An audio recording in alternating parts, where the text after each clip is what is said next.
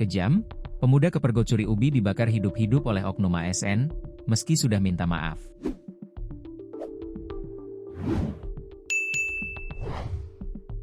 Pri Andika, 18, nyaris kehilangan nyawa setelah dibakar hidup-hidup oleh sekelompok orang, usai kepergok mencuri 2 karung ubi di Desa Bandar Klipa, Kecamatan Percut Seituan, Kabupaten Deli Serdang.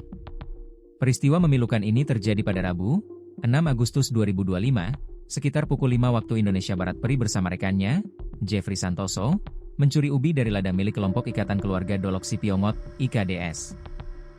Aksi mereka diketahui warga, sehingga keduanya melarikan diri, meninggalkan sepeda motor dan hasil curian.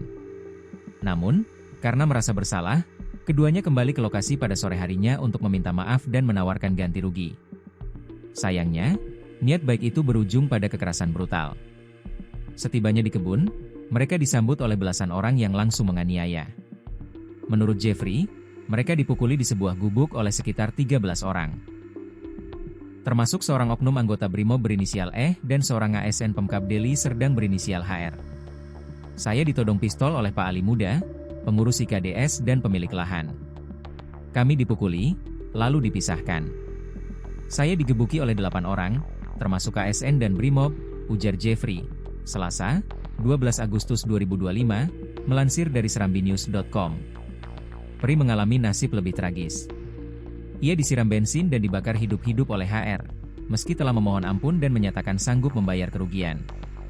Saya sudah minta maaf dan bilang bisa ganti rugi. Tapi dia bilang, kamu gak bisa ganti, udah saya siram bensin saja. Lalu muka saya disepak dan tubuh saya disiram bensin, ungkap Pri. Dalam kondisi terbakar, Pri membuka bajunya dan berlari menyelamatkan diri ke rumah keluarganya. Ia mengalami luka bakar serius di bagian dada, tangan, dan tubuh lainnya. Kasus ini telah dilaporkan ke Polsek Medan Tembung pada 8 Agustus 2025. Kapolsek AKP Rasmaju Tarigan membenarkan laporan tersebut dan menyatakan pihaknya tengah memprosesnya. Laporannya sedang diproses, ujarnya singkat.